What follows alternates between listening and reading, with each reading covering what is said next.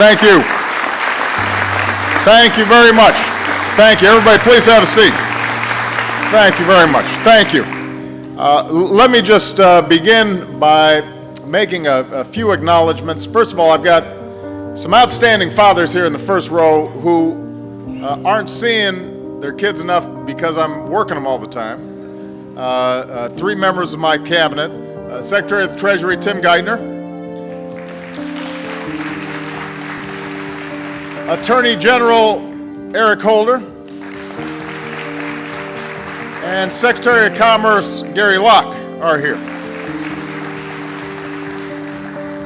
In addition, we've got one of my heroes, and I'm sure one of yours, somebody whose shoulders I stand on, and allowed me to become President of the United States, and that's Congressman from the great state of Georgia, John Lewis, is here.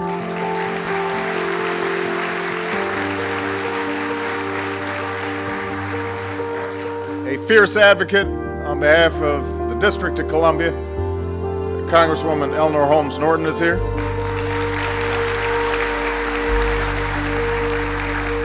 I want to acknowledge the mayor of Washington, D.C., Adrian Fenty, in the House. The Executive Director of ARC, Edmund Fleet, is here. I want to thank all the panel discussion participants who are involved in today's events, and I want to thank Nernie Mason, a Washington, D.C. icon. Nernie founded Mason's Barbershop in 1961. That's the year I was born. He's still going strong. He is here with his children and his grandchildren. Where is he? There he is right there.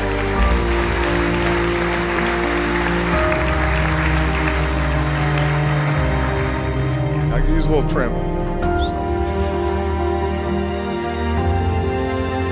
You know, 1 year ago this week, we kicked off a national conversation on fatherhood and personal responsibility. And members of our administration fanned out all across the country to hear from fathers and families about the challenges that they face.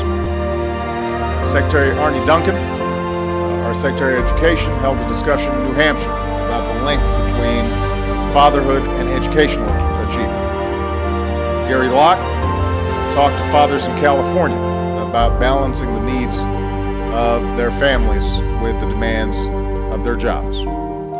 Secretary Shinseki, Veterans Affairs, held a town hall for military and veteran dads in North Carolina. And Attorney General Holder traveled to Georgia for a forum about fathers in our criminal justice system. And in each of these places, each of these leaders posed a simple question. How can we as a nation, not just the government, but businesses and community groups, concerned citizens, how can we all come together to help fathers meet their responsibilities to our families and communities?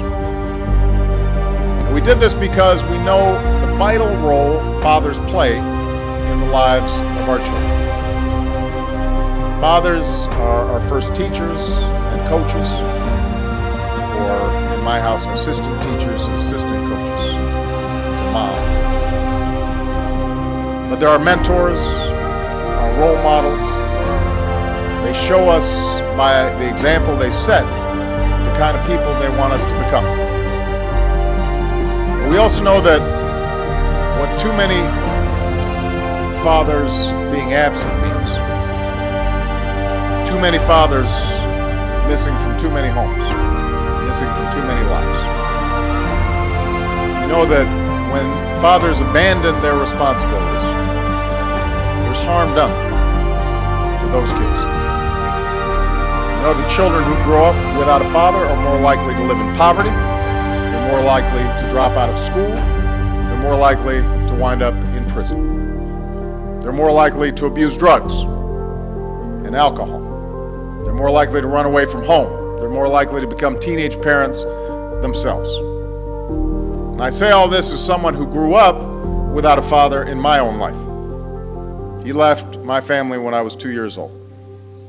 And while I was lucky to have a wonderful mother and loving grandparents who poured everything they had into me and my